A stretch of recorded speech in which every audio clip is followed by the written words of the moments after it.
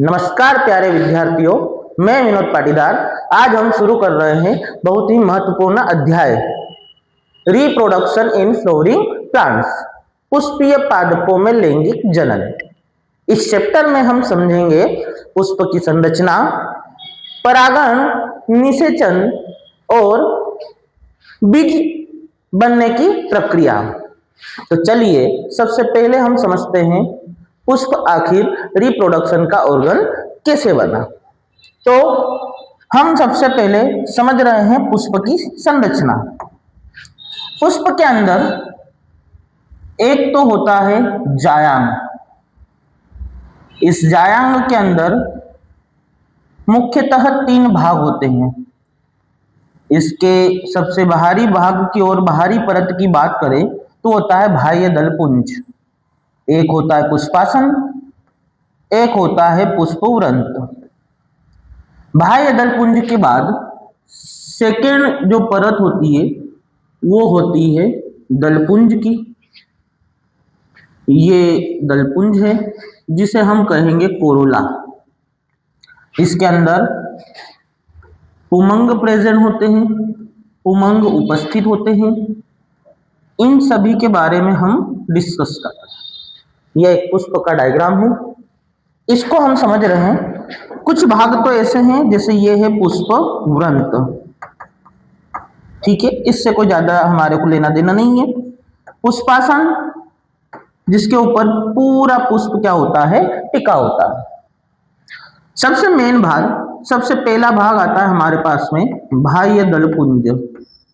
बाह्य दल पुंज जिसे हम कहते हैं कैलिक्स।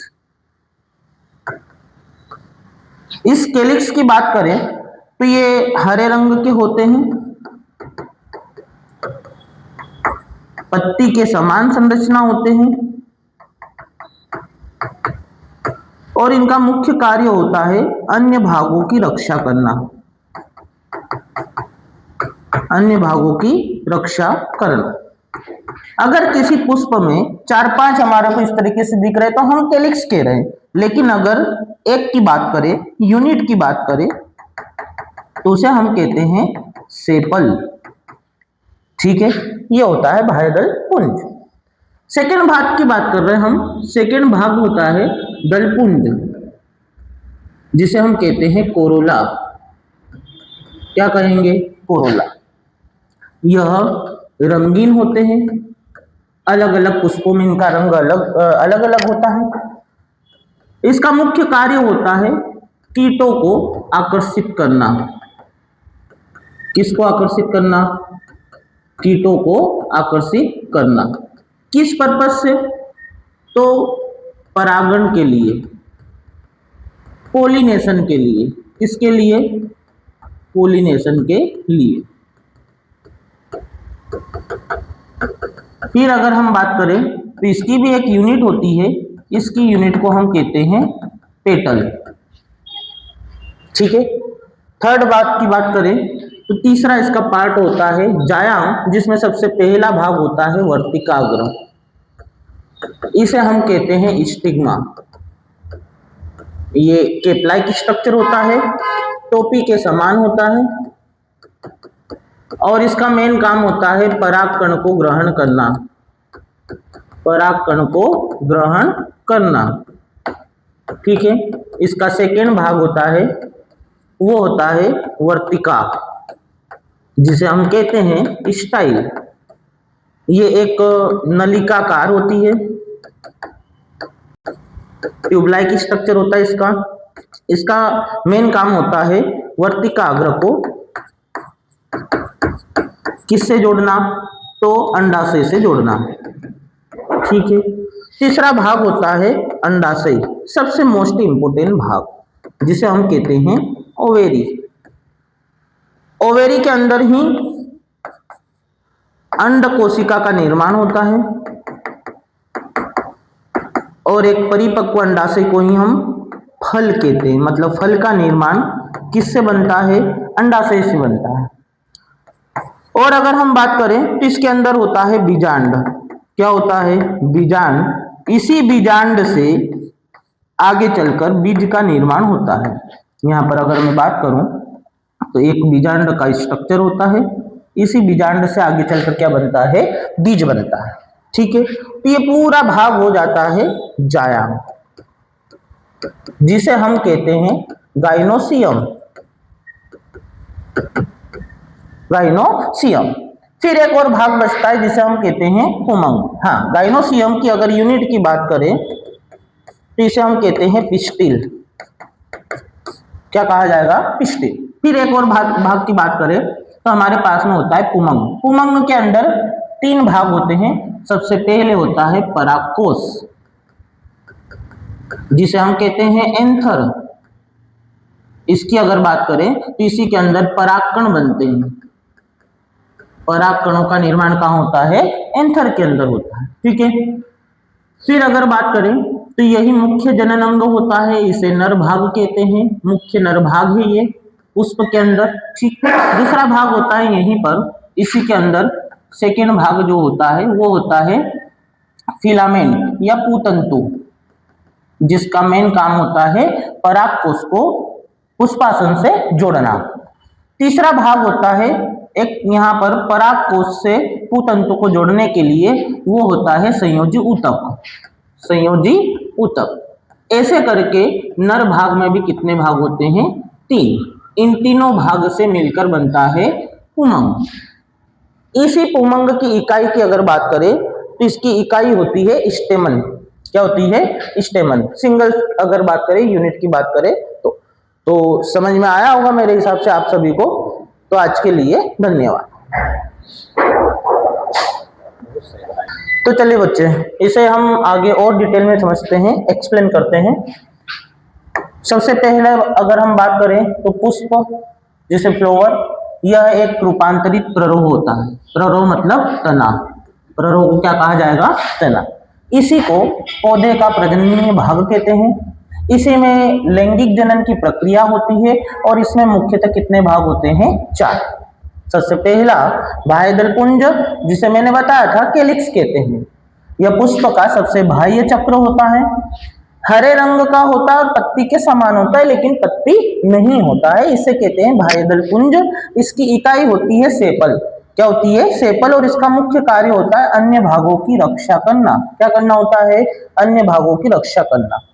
ऐसे ही हमारा दूसरा भाग होता है जिसे हम कहते हैं दलपुंज, और इसे कहा जाता है कोरोला। कोरोला की अगर बात करें तो पुष्प का दूसरा चक्र होता है और ये रंगीन होता है। अलग अलग पुष्पों में इसका रंग अलग होता है और इसकी इकाई को हम कहते हैं पेटल। और इसका मुख्य कार्य होता है कीटों को आकर्षित करना। किसके लिए, तो परागण के लिए। किसके लिए बेटा, परागण के लिए कीटों को क्या किया जाता है, आकर्षित किया जाता है। फिर अगर हम बात करें तो इसका तीसरा भाग आता है जायांग, जिसे हम कहते हैं गाइनोसियम। या पुष्प का, या अगर बात करें तो जो पुष्प का मादा भाग होता है वही क्या कहलाता है, जायांग। इसी में अंड कोशिका का निर्माण होता है। किसका निर्माण होता है, अंड कोशिका। इसको हम कहते हैं तृतीय चक्र और इसकी इकाई होती है पिस्टिल, या इसी को हम कहते हैं स्टिकेसर। इसमें 3 भाग होते हैं। सबसे पहला भाग होता है वर्तिकाग्र, ये होता है टोपी के समान और इसका मेन काम होता है परागकण को ग्रहण करना और यहीं पर होता है परागकण का अंकुरण। जब अंकुरण होता है तब पराग नलिका का निर्माण होता है। किसका निर्माण होता है, पराग नलिका का। अंकुरण होता है तो पराग नलिका का निर्माण होगा। ठीक है, इतनी बात समझ में आई बेटा। चलो आगे अगर बात करें तो दूसरा भाग होता है वर्तिका, जिसे हम कहते हैं स्टाइल। ये नलिकाकार होती है और इसका मुख्य कार्य होता है वर्तिकाग्र को अंडाशय से जोड़ना और आगे जो नर युग्मक रहेंगे उन्हें पहुंचाने का कार्य रहेगा। तीसरा भाग होता है अंडाशय। यही मुख्य भाग है, इसी को हम कहते हैं ओवेरी। यही मुख्य भाग है, यहीं पर अंड कोशिका का निर्माण होता है। किसका निर्माण होता है, अंड कोशिका का। अंड कोशिका का इसी के अंदर निर्माण होगा। एक परिपक्व अंडाशय को हम फल कहते हैं। क्या कहते हैं, फल। अर्थात फल का निर्माण किससे ही होगा, अंडाशय से होगा। इसी के अंदर उपस्थित होता है बीजांड। क्या उपस्थित होगा बेटा, बीजांड। इसी बीजांड में गुरु बीजाणु जनन की प्रक्रिया होगी और इसी से किसका निर्माण होगा, बीज का निर्माण होगा। मतलब एक परिपक्व बीजांड को हम क्या कह सकते हैं, बीज कह सकते हैं। चलो बेटा, एक लास्ट भाग है जैसे हम बात कर रहे हैं पुमंग की, जिसे हम कहते हैं एंड्रोसियम। क्या कहते हैं? एंड्रोसियम। यह पुष्प का नर भाग होता है। पुष्प का क्या होता है? नर भाग, मुख्य भाग है। इसी के अंदर किसका निर्माण होगा? तो परागकणों का निर्माण होगा। किसका निर्माण होगा बेटा? परागकणों का। ठीक है। और अगर बात करें तो इसकी जो इकाई होती है उसे हम कहते हैं पुंकेसर। क्या कहते हैं बेटा? पुंकेसर। ठीक है। इसके अंदर 3 भाग होते हैं। सबसे पहला होता है परागकोश। क्या होता है? परागकोश। इसी परागकोश में इसको हम कहते हैं एंथर। क्या कहते हैं? एंथर। और इसके अंदर अगर हम बात करें तो यहाँ पर ही परागकणों का निर्माण होता है। किसका निर्माण होता है? परागकणों का निर्माण होता है। और दूसरी बात करें तो यहीं पर लघु बीजाणु जनन की प्रक्रिया होगी। किसकी प्रक्रिया होगी बेटा? लघु बीजाणु जनन की। ये डिटेल में हम समझेंगे, आगे एक्सप्लेन करेंगे। अगर इसके दूसरे भाग की बात करें तो इसका दूसरा भाग होता है संयोजी ऊतक। संयोजी ऊतक, जिसे कहते हैं हम कनेक्टिव टिश्यू। क्या कहते हैं बेटा? Connective tissue. इसको केवल नॉर्मली समझना, इसका मुख्य काम होता है परागकोश को किससे जोड़ेगा ये? तो परागकोश को ये जोड़ता है पुतंतु से। किससे जोड़ता है बेटा? पुतंतु से। और तीसरा भाग इसका जो होता है वो होता है पुतंतु। क्या होता है बेटा? पुतंतु, जिसे हम कहते हैं फिलामेंट। क्या कहते हैं? फिलामेंट। ये भी एक नॉर्मली हमारे को समझना है, ये धागे के समान होता है। किसके समान होता है? धागे के समान। धागे के समान होता है और इसका मुख्य काम होता है परागकोश को किससे जोड़ना होता है? पुष्पासन से। ठीक है बेटा। तो आज हमने समझा है पुष्प के बारे में डिटेल स्टडी। ठीक है, समझ में आया? धन्यवाद।